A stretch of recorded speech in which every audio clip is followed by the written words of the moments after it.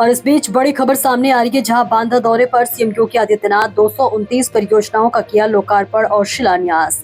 भेदभाव, उपद्रव, गुंडागर्दी नहीं चलेगी, मुख्यमंत्री योगी आदित्यनाथ ने ये बड़ा बयान दिया।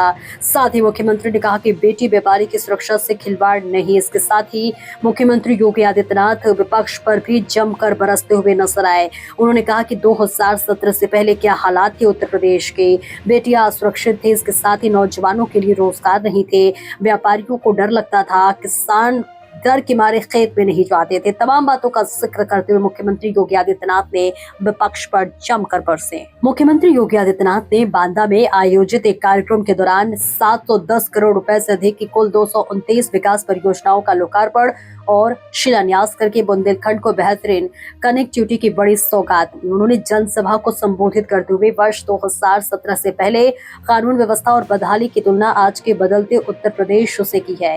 मुख्यमंत्री ने कानून व्यवस्था को मजबूत करने और विकास कार्यों को गति देने के उद्देश्य से अपराधियों और माफियाओं को सीधे मंच से चेतावनी दी। उन्होंने डबल इंजन सरकार की नीतियों को बिना किसी भेदभाव और तुष्टीकरण के धरातल पर उतारने की बात कही। मुख्यमंत्री ने कहा कि 9 वर्ष पहले के बांदा और आज के बांदा में जमीन आसमान का परिवर्तन दिखाई पड़ता है। एक समय था जब पलायन और प्यास ही बुंदेलखंड की मुख्य पहचान बन चुकी थी। यहाँ कनेक्टिविटी, सिंचाई और पेयजल की कोई व्यवस्था नहीं है, जिसके कारण नौजवानों को पलायन करना पड़ता था और हमारी बेटियां पूरी तरह असुरक्षित थी। प्रधानमंत्री नरेंद्र मोदी जी के देश के बागडोर संभालने के बाद यहाँ विकास की एक नई आशा की किरण जगी है।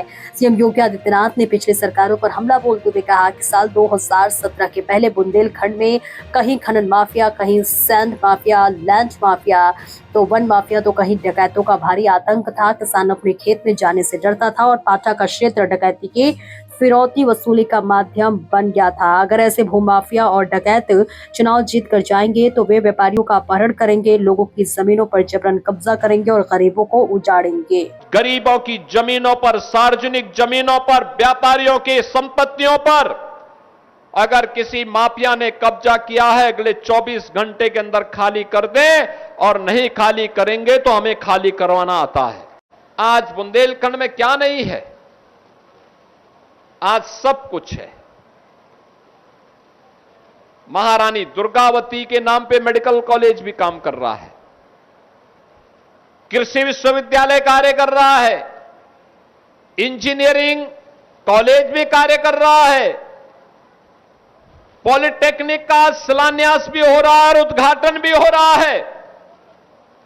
कनेक्टिविटी के लिए बेहतरीन सुविधा उपलब्ध करवाने के लिए तमाम परियोजनाओं का शिलान्यास और उद्घाटन का कार्य भी आज यहां पे होने जा रहा है। यह तभी संभव है जब अच्छे जनप्रतिनिधि चुने जाते हैं, अच्छे लोग चुने जाते हैं। अगर भूमाफिया और कोई डकैत चुनाव जीत करके जाएगा तो जीतने के बाद वह व्यापारी का तो अपहरण करेगा ही, सम्मानित लोगों की जमीनों पर भी कब्जा करेगा, गरीबों को भी उजाड़ेगा, और साथ साथ जो शासन की योजना गरीबों के लिए है, किसानों के लिए है, नौजवानों के लिए है, उस पर भी शासन में बैठ करके डकैती डालने का काम करेगा। और यही तो होता था 2017 के पहले। 2017 के पहले उत्तर प्रदेश में यही होता था। जिसको जिम्मेदारी दी गई थी प्रदेश के रखवाली करने की, वही तो प्रदेश को लूटते थे। गरीब को अन्न नहीं मिलता था, गरीब को उज्ज्वला योजना का कनेक्शन नहीं मिलता था, गरीब के लिए आयुष्मान भारत की 5 लाख रुपए की स्वास्थ्य बीमा की सुविधा भी नहीं थी, गरीब के लिए आवास योजना भी नहीं थी। आवास योजना के लिए समाजवादी पार्टी का होना जरूरी माना गया था। बहनों और भाइयों, मोदी जी ने नारा दिया सबका साथ और सबके विकास का। आज बिना भेदभाव के योजनाओं का लाभ हर गांव को, हर गरीब को, हर किसान को, हर नौजवान को, हर बेटी को, हर व्यापारी को, हर बहन को उपलब्ध हो रहा है, बिना भेदभाव के मिल रहा है। हमारी सरकार एक डबल इंजन की सरकार है, भेदभाव नहीं करती, लेकिन तुष्टीकरण की नीति पर भी नहीं चलती है।